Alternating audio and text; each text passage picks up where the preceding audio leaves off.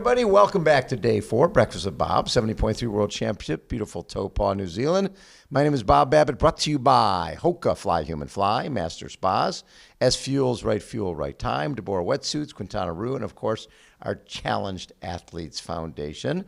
Our next guest, Henri Schoeman, three-time Olympian, 2016 Olympic bronze medalist, 2018 gold in the Commonwealth Games. He has done it all. Henri, how are you? Yeah, Bob, I'm good. Thank you. Nice to see you here in Taupo. Always a pleasure. Now, have you raced much over here in this part of the world? No, not too much, actually. I've done one or two races up in Auckland. Auckland, yeah. And New Plymouth, but, quite a few years ago. Yes. So it's nice to come back and, see what we have here in Taupo.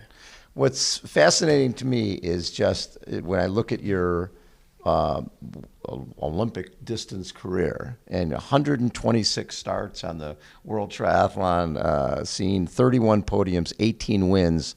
That's a lot of racing. Bit of a veteran now. A bit of a veteran for sure. I mean, I've had a lot of fun. It's been good. Like coming in when I was super young into the sport. How old were you? I was about 22 at that time. Okay, yeah. So, I mean, even 21, I think. I won the medal when I was 23. So, I mean, I was 2 years into the sport on the pro side. And, yeah, I mean, as a little youngster, getting into it so early on, racing all the races with the big guys, and then exactly learning my way through. So, come a long way.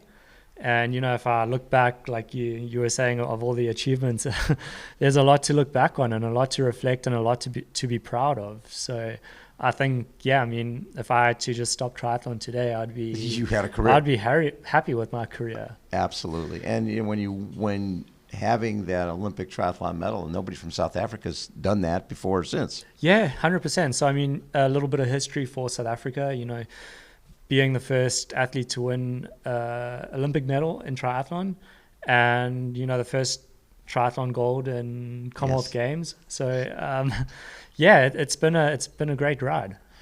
How did getting the bronze, especially so early in your career, how did that change your life? Yeah, it was really awesome because a big part of getting around is obviously support and funding. Right. And, like a lot of it was just out of my parents' pocket to get me to races. And then after that, some sponsors rolled in. I got recognized. Obviously, the results pay quite a bit more. So, then I could start looking after myself and get myself to the races and carry on. Right. If that didn't happen, I don't know if I would have just continued to carry on because it's so tough in South Africa to get around. But that changed my life, and I'm still carrying on with triathlon. I love it. Well, and now this is almost like a new era for you, right? So yeah, when you start moving into you did Challenge Bahrain back in 2015, but 2020 Challenge Daytona, and then you got 7th there and 3rd in 70.3 South Africa. What was the toughest part about transitioning to that longer distance? I remember talking to Hunter Kemper years ago and him saying, if I have to carry a gel, I'm out. Right? I'm not ever doing a race where I need to start carrying nutrition stuff with me.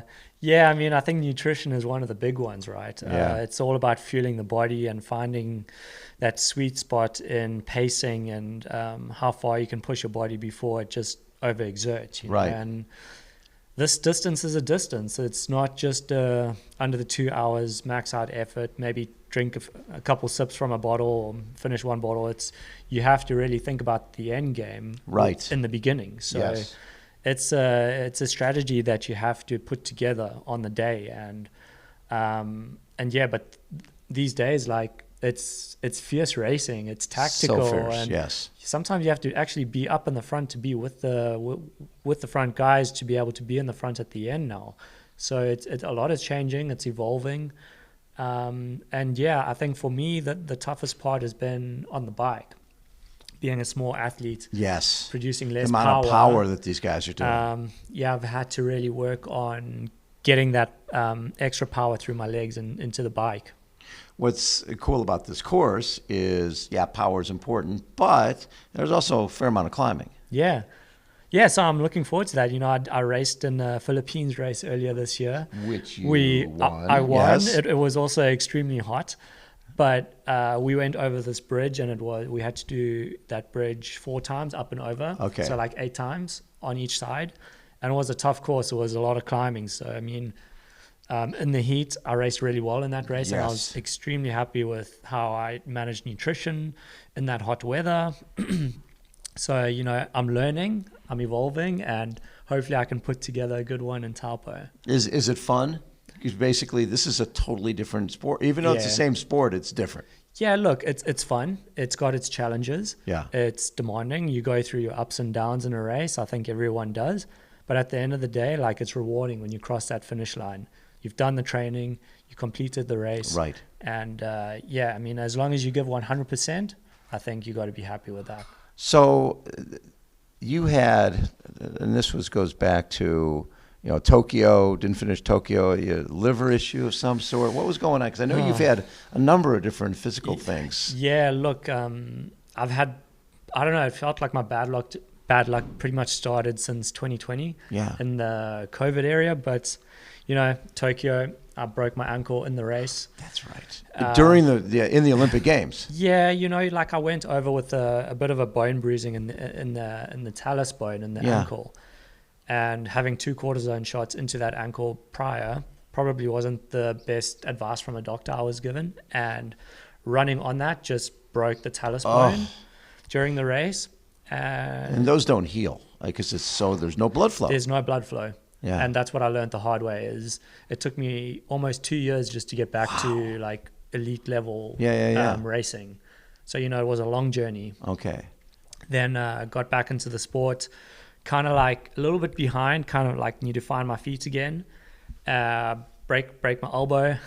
What? How'd you do it? Bike crash? Bike crash, yeah. Okay. In training.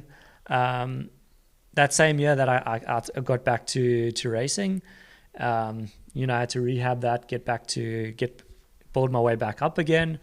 And this year has just been also like, it's been up and down. The bad luck just, I don't know, it doesn't seem to stop. I'm hoping it'll disappear. Disappear. What's great about the sport, though, is all it takes is that one race, right? It's like all of a sudden everything clicks and you have that day where everything is perfect. Like we got the swim finish is right behind us, and it's a long ass run from you're running straight uphill and then you're going over a bridge and you run. So I mean, this course could be perfect for you. You don't know it till you're out there. Yeah. I mean, as long as you're out there, you have an opportunity. Yes. And, you know, I'm always optimistic for that great race. And I'm hoping just things will like fall my way on Sunday, because the year has been pretty rough, apart from winning a 70.3. Yep. Although with that, I lost all my baggage before that. But, you know. Oh, no. I made it work. But yeah, I mean, this year, like, I've been struggling with a knee issue. That's grade 4 chondromalacia in my kneecap with tendinosis. So it's been a rough year trying to keep the consistency. Right. But so I'm really looking forward to an off season and just building up nicely next year. Getting your body back together. Yeah. But is the knee keeping you from doing the running you want to do? It's painful. Okay. So, I mean, I'm just probably not getting that consistency that I'd love to be, maybe super competitive to win. Right. But, you know, I just want to give it my best and see what I've got. I'm still trying to learn from the sport. I had a goal in the beginning of the year to be at the 70.3 World Champs and, you know, see what I got, learn as much from it as possible. So I'm going to go out there, learn, and maybe it's a good one. Who knows? You never know. That's what's so great about it. That's why we race. That's why you don't 100%. just mail your resume in. Yeah. And you still love it? Yeah, I love the sport. Yeah. I love being in it. I love the competitiveness. Yes. So yeah, I think I think I'm putting the short course behind me, and, you know, opening up a new chapter in the long course. So I'm gonna really focus on the middle distance, and then I'll maybe a couple of years I'll look at the Ironman. Oh. Yeah, 100% for sure. Well, you're still, how old are you now? You're 33. Just turned 33. 33. So I mean, think about it. A lot of guys didn't come over to the sport until the longer distance, till they are 30, 31, 32. Exactly. You know, there are a lot of youngsters coming in, but hopefully I've got that endurance and also that experience behind me. So sometimes that pays a lot more at the end. No question about it. So for this next year, will the focus be more the 70.3 and the potentially T100 if you get some starts there? Yeah. I'd love to get into the T100. I think everyone does. But yeah, I've just got to earn my ranking first, get some of these good 70.3s under my belt and continue improving in it. How hard is it, or how hard was it when you're, from South Africa? Anywhere you race is a long way to go, right? And just getting starts at races and.